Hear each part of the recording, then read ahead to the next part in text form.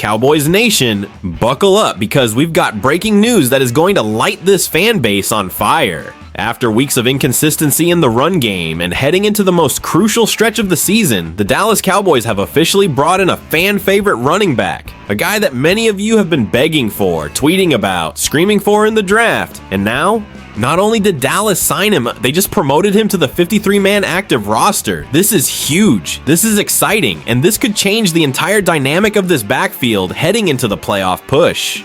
Before I tell you who it is, do your boy a favor, hit that like button, and if you love the Dallas Cowboys like I do, subscribe to Dallas Cowboys today. We're pushing hard to hit 14,000 subscribers, and with your help, Cowboys Nation, we can smash that goal today. Now let's get into this bombshell. Night. That was wildly impressive. I did not know that Dan Campbell's bunch had it in them. Credit to those guys. I was absolutely wrong. Detroit is not done. They came out with a different kind of energy, and the Cowboys just couldn't match it. But we kind of thought that this could be coming because we know what this Detroit Lions group under Dan Campbell does after a loss. They don't lose back-to-back games. So you expected that trend to perhaps continue.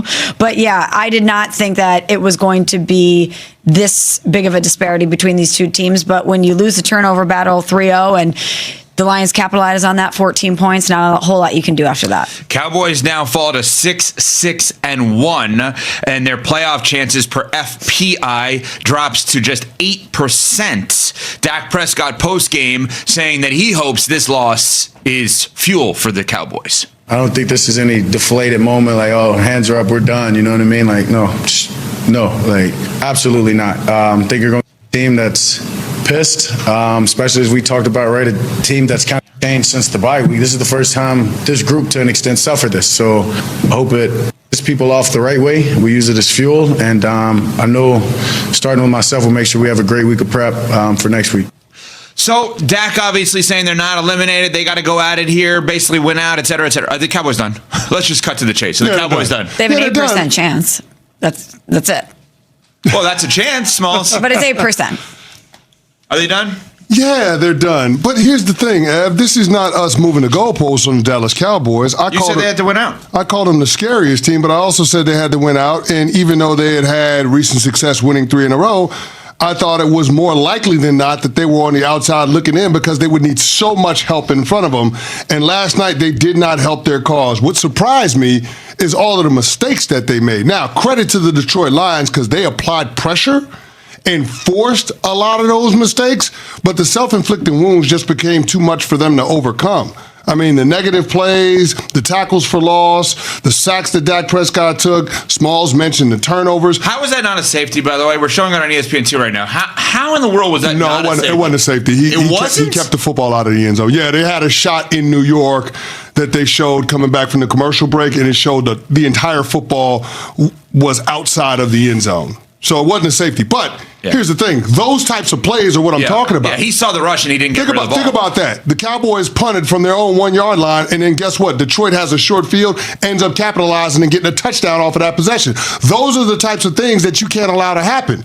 And the Dallas Cowboys kept making those mistakes over and over and over again, midway through the second quarter. 1st and 10, right around midfield. What happens? Dak Prescott tries to throw the football away to avoid pressure, ends up being ruled a lateral. A couple of plays later on a 3rd down, Jake Ferguson trying to make something out of nothing, ends up fumbling the ball. What happens? Detroit recovers, short field touchdown. You can't do that against fundamentally sound teams. And yet it happened over and over and over again. That is the type of mistakes. Those are the type of mistakes that make you easy to beat against playoff caliber teams. And last night it bared itself out for Dallas. Yeah, unfortunately, I think it's over. 8% chance. While you say there's a chance, you really have to not only be perfect down the stretch, which out of the remaining 4 opponents that they have, 3 have a losing record, and the Vikings, the Commanders, and the Giants. They also have the Chargers mixed in there. You also have to pray that Philly has an epic collapse like we saw 2 years ago. So you have to handle your business and be absolutely flawless while also preying on their downfall.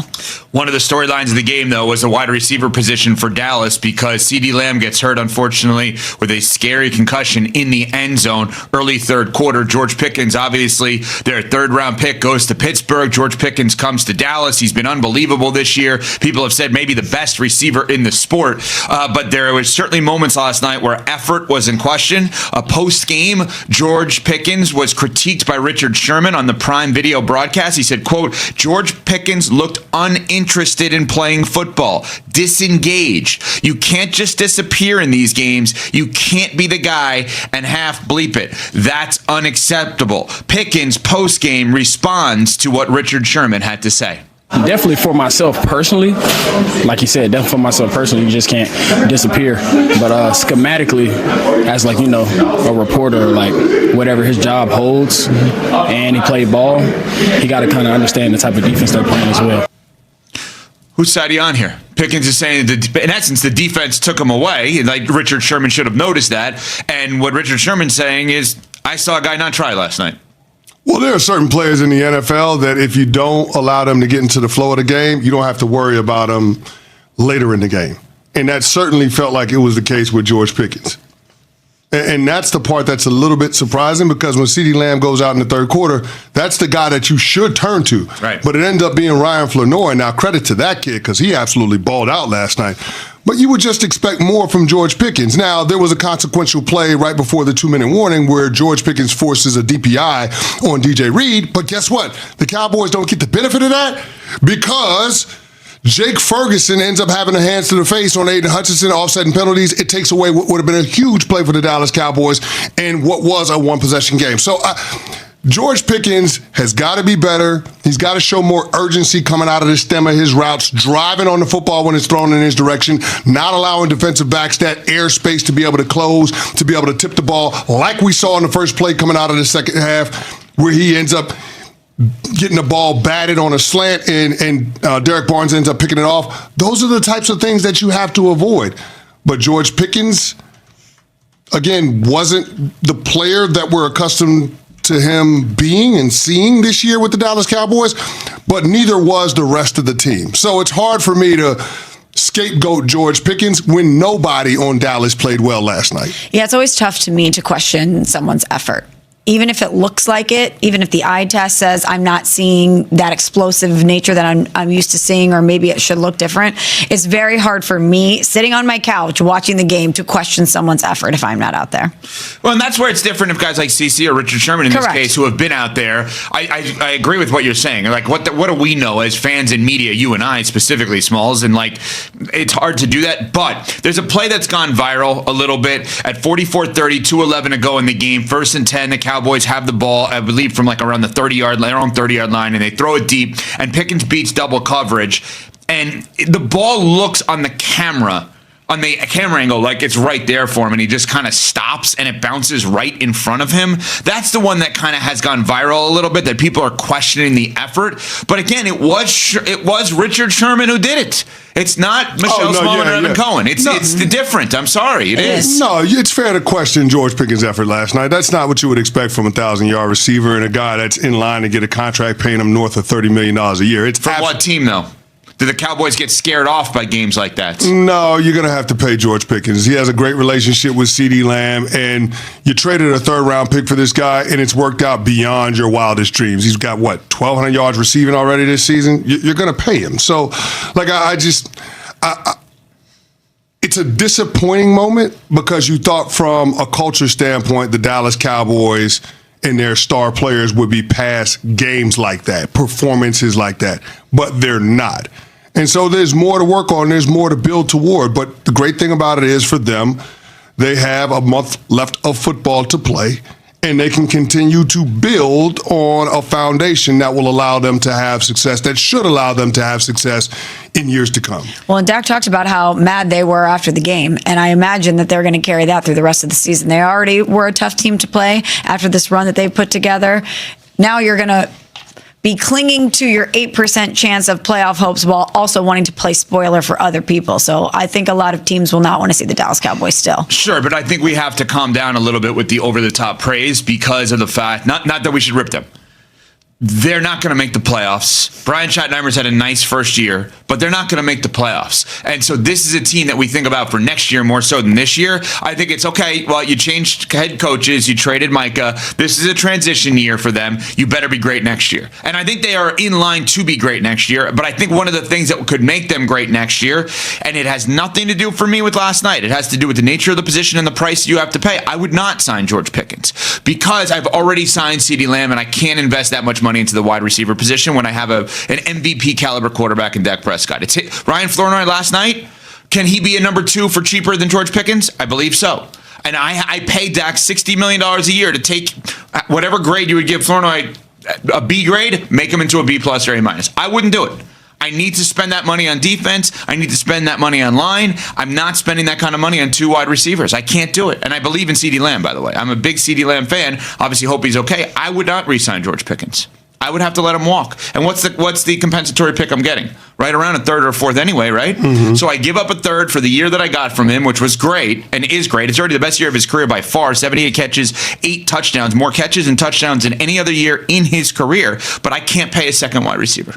Me personally, if I ran a team, I could not do that, especially when I have a quarterback that I believe should be a top 5 MVP candidate every year. And when I'm now Jerry Jones is absolutely on fire right now. The team is gearing up for a massive game, and the Cowboys front office finally pulled the trigger on a move fans have begged for since 2023. The Cowboys first announced on Sunday that they were signing a familiar name, a fan pet cat for years, to the practice squad. But now, things escalated fast. Dallas has officially promoted this running back to the 53-man roster, meaning he's not just a depth piece. He is now part of the active team. And that player is Israel Abanikanda. If you've been around Cowboys Nation for a while, you know this story. Back in the 2023 NFL Draft, fans were begging for Abanikanda out of Pitt. He was one of the most explosive backs in college football that year. Israel Abanikanda at Pitt, 2022 season. Won 431 rushing yards, 20 rushing TDs, 239 carries, plus 146 receiving yards, and a receiving TE. He was a machine. He was physical. He had real home run speed, running a 4.45 in the 40-yard dash, and he fit exactly what the Cowboys offense looked for. And yet, the Jets drafted him before Dallas's 5th-round pick. The Cowboys instead selected Viliami Fehoko, who never played a single game and was cut before his 2nd season, which only made fans want Abanikanda even more. And now, after 3 years, the Cowboys finally got their guy. Let's keep it real. This running back room needed help. Javonte Williams has been solid. Physical, downhill, tough yards. But he's banged up and he's a free agent at the end of the season. Malik Davis has been one of the biggest surprises of the year, exceeding expectations as RB2. But he can't do everything. Jaden Blue is in the doghouse, and the staff clearly doesn't trust him right now. So what do Brian Schottenheimer and Clayton Adams want? A back who runs with power, a back who falls forward through contact, a back with juice, speed, and real burst, a back young enough to develop for the future. Israel Abanikanda checks every single box. Even though he hasn't broken out yet in the NFL, he's only 23 years old, still crazy athletic, still physical, and still has the potential that made him a draft favorite. Let's break down why this could matter right away. Power plus burst. He runs with a strong base and low center of gravity, something this RB room needed. Straight line speed. He can explode past linebackers. He clocked an unofficial sub 4.45 at Pitt's Pro Day. Goal line and short yardage ability. He's a natural red zone runner. 20 touchdowns in 1 college season speaks for itself. Change of pace potential. Imagine pairing the physicality of Javonte Williams with the burst of Abanikanda, while Malik Davis rotates in for energy and speed. That's a 3-back attack that can actually stress defenses. And with the Cowboys fighting for their playoff lives, every edge matters. 5. What this means going forward. If Abanikanda practices well, and look, he's already been promoted, Dallas could use him immediately as RB3 with potential to take RB2 snaps. A red zone runner, a change of pace option, a long-term developmental signing. Remember, both Javonte Williams and Malik Davis are free agents after this season. This is not just a short-term move. This could be a future investment too, and honestly, it took 3 years. But the Cowboys finally made the move fans wanted all along. Cowboys Nation. I love moves like this. Young player. High upside. Hungry. Physical. Fast. And a guy the fans have supported since his college days. This front office didn't just sit still, like they acted, and they added someone who could give this backfield a real spark down the stretch. But I want to hear from you. Do you think Abanikanda will get snaps immediately? Should he push for RB2 behind Javonte Williams? Are you excited to finally see him in a Cowboys uniform after all these years? Drop your thoughts in the comments. I read everything. Before you go, Cowboys Nation, hit like, subscribe, and help us get to 14,000 subscribers. This is Victor from Dallas Cowboys Today, and as always, go Cowboys!